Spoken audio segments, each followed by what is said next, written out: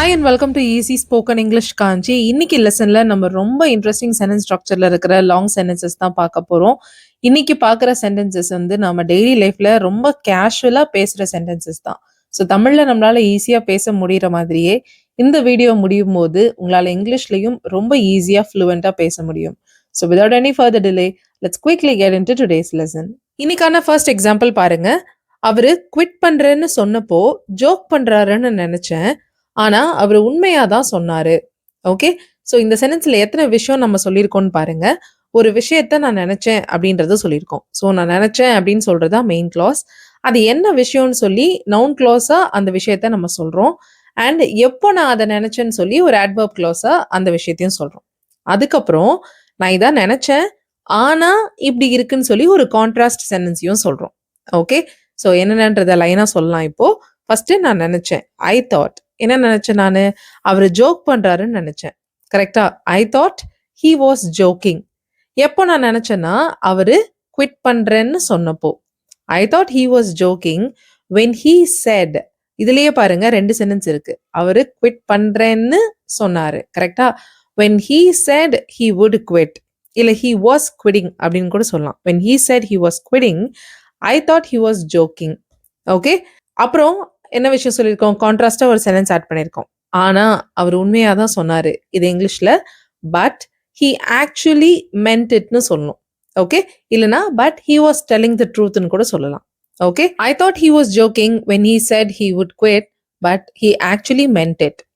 Okay, so இதுல இருக்கிற I தாட்ன்றது மெயின் கிளாஸ். அந்த தாட்ன்ற மெயின் கிளாஸ் வேர்புடைய ஆப்ஜெக்டா ஹி வாஸ் ஜோக்கிங்ன்ற நவுன் கிளாஸ் வந்திருக்கு.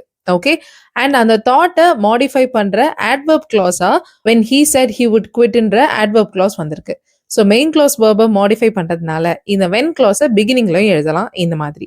when he said he would quit I thought he was joking but he actually meant it. Okay, இந்த மாதிரி எழுதலாம். இதே பேட்டர்ன்ல தான் எல்லா சென்டென்சஸும் இருக்க போகுது. அதாவது main clause, noun class, adverb clause followed by the conjunction but and ஒரு contrast sentence. Okay, next example போலாம். மீட்டிங் ஆன்லைன்ல ஸ்கெட்யூல் பண்ணியிருந்ததுனால ஷார்ட்டா இருக்கும்னு நினைச்சேன். ஆனா அது மணிக்கணக்கா போச்சு. ஓகே, ஸோ நான் மீட்டிங் ஷார்ட்டா இருக்கும்னு நினைச்சேன். இதுதான் மெயின் கிளாஸ் அண்ட் அதோட ஆப்ஜெக்டா ஒரு நவுன் கிளாஸையும் சொல்லியிருக்கோம். இது இங்கிலீஷ்ல ஃபர்ஸ்ட் சொல்லலாமா? I assumed the meeting would be short, இல்ல ஐ தாட்னு கூட சொல்லலாம். I thought the meeting would be short. I thought இல்ல I assumed that the meeting would be short. That use பண்ணாலும் ஓகே, இல்லைனாலும் ஓகே. சரிங்களா? So I assumed the main clause and the meeting would be short is the noun clause, acts as the object of the main clause verb assumed. Okay, I assumed the meeting would be short. ஏன் நான் assume பண்ணேன்ற ரீசனை சொல்லியிருக்கோம். ஏன் நான் assume பண்ணேன்? ஆன்லைன்ல schedule பண்ணியிருந்ததுனால அது ஷார்ட்டா இருக்கும்னு நானே அசியூம் பண்ணேன். Correct? So as it was scheduled online. Okay, I assumed the meeting would be short as it was scheduled online, பட்னு சொல்லி நம்ம என்ன சொல்லியிருக்கோம்னா மணிக்கணக்கா போச்சுன்னு சொல்லியிருக்கோம். So but it went on for hours. Okay, so I assumed the meeting would be short as it was scheduled online but it went on for hours. இங்கேயும் ஆஸ்ன்ற adverb clause-அ நம்ம பிகினிங்ல சொல்லலாம். As the meeting was scheduled online I assumed it would be short but it went on for hours. இப்படியும் சொல்லலாம். Okay, அதே பேட்டர்ன்ல தான் இருக்குங்க. adverb clause-அ மட்டும் நம்ம மெயின் கிளாஸ்க்கு முன்னாடியும் சொல்லலாம், இல்ல கடைசியாவும் சொல்லலாம். அந்த ஒரு ரீஅரேஞ்ச்மெண்ட் தான் நான் உங்களுக்கு இங்க ரெண்டு சென்டென்ஸா காட்டியிருக்கேன். ஓகே, ஆல்ரைட், தேர்ட் எக்ஸாம்பிளுக்கு போகலாம். முதல்ல ஆரம்பிச்சப்போ இந்த சூழ்நிலை தற்காலிகமானதுன்னு நாங்க நினைச்சோம். ஆனா அது எல்லாத்தையும் மாத்திடுச்சு அப்படின்னு சொல்லியிருக்கோம். ஸோ இந்த சூழ்நிலை தற்காலிகமானதுன்னு நாங்க நினைச்சோம். இதுதான் main clause and the noun clause. கரெக்டா? So we thought that the situation was temporary. That இல்லாமலும் we thought the situation was temporary. எப்போ நாங்க நினைச்சோம் அப்படின்னு சொல்லியிருக்கோம்னா இது start ஆனப்போ, when it first started அப்படின்னு சொல்லலாம். we thought the situation was temporary when it first started but அது எல்லாத்தையும் மாத்திடுச்சு. it changed everything. okay, we thought the situation was temporary when it first started but it changed everything. when the situation first started we thought it was temporary. இப்படியும் சொல்லலாம். Okay, alright, fourth example பார்ப்போம். அவ தலையை ஆட்டினப்போ என்னோட message அவளுக்கு புரிஞ்சுச்சுன்னு நான் நினைச்சேன். ஆனா அவளுக்கு புரியலன்னு எனக்கு அப்புறமா தெரிஞ்சது. ஓகே. ஸோ அவளுக்கு என்னுடைய மெசேஜ் புரிஞ்சுதுன்னு நான் நினைச்சேன். I thought she had understood my message. எப்போ எனக்கு அந்த மாதிரி தோணுச்சு? எப்போ நான் நினைச்சேன்? when she nodded, அவ தலைய ஆட்டினப்போ. Okay. when she nodded, I thought she had understood my message. when clause பிகினிங்லயும் சொல்லலாம். ரைட்? சரி. அப்புறம் பட் சொல்லி என்ன சொல்லியிருக்கோம்னா, அவளுக்கு புரியலன்றது எனக்கு அப்புறமா தெரிஞ்சதுன்னு சொல்லியிருக்கோம். But later I realised.